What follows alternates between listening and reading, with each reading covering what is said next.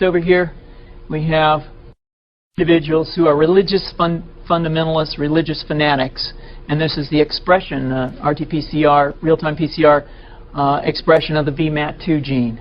Over here, we have individuals.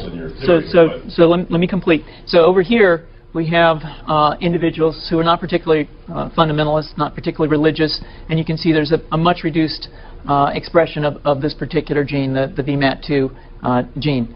Another evidence that supports our hypothesis for the development of this approach. What you're suggesting here is by spreading this virus, we're going to eliminate individuals from donning on a bomb vest and going into a market and blowing up the market. So our hypothesis is that these are fanatical people, that they have overexpression of the VMAT2 gene, and that by vaccinating them against this, we'll... so we have some very, very remarkable data in this next slide. Here we have two brain scans. These are fMRIs. These are two different individuals with different levels of expression of VMAT2. On top is an individual who's a religious fanatic, an individual, and we've repeated this numerous times, that has high levels of VMAT2. Now, this individual down here who had low levels of the VMAT2 gene, this individual would self-describe as not particularly religious. In each case, these individuals were read a religious text. This individual lit up the right middle frontal gyrus, shown here, and that's a part of the brain that's associated with theory of mind. It's a part of the brain that has to do with intents and beliefs and desires. In marked contrast, here's an individual who would not particularly self-describe as religious, and when they're read a religious text, what you see is that this part of the brain called the anterior insula lights up. This is a part of the brain that's associated with disgust or displeasure on hearing something. The virus would immunize against this VMAT2 gene, and that would have the effect that you see here, which is it's essentially to turn a fanatic into a normal person. And we think that will have major effects in the Middle East. How would you suggest that this is going to be dispersed? Aerosol?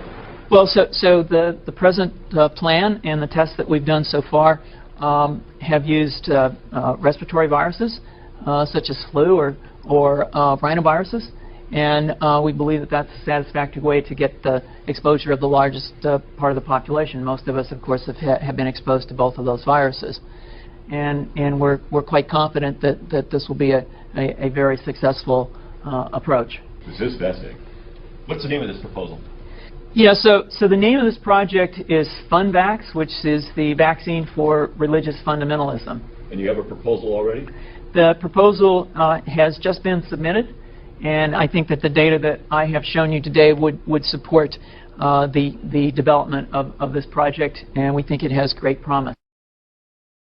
Most people have exhibited a sense of and interest in spirituality. Since there are people who are religious, that means it's part of our nature. If anybody is religious because of a gene, then this gene can actually be manipulated. That gene is called VMAT2, the God gene. The gene could be replaced, and then there would be no more Islamic or any other kind of extremist. We'll eliminate this behavior, and we think that will have major effects in the Middle East. The Pentagon was actively looking for a unique, out-of-the-box solution. We do not have a virus that's made by the government. The end of time involves the rapture of the faithful to heaven. We must train and we must fight! It would be quite useful to eliminate the fanatical religious nuts in the world. It would probably be the most important thing anyone could ever do. Levels of genocidal commitment that are kind of hard to imagine. It blew my mind.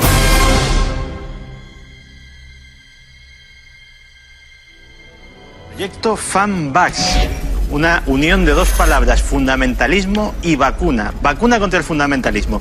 Los recientes hechos han traído de nuevo a la actualidad algo que llevaba algún tiempo, un par de años, circulando en los entornos conspiranoicos. Este proyecto FunVax.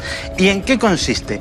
¿Te imaginas que se pudiera modificar el pensamiento a través de la genética?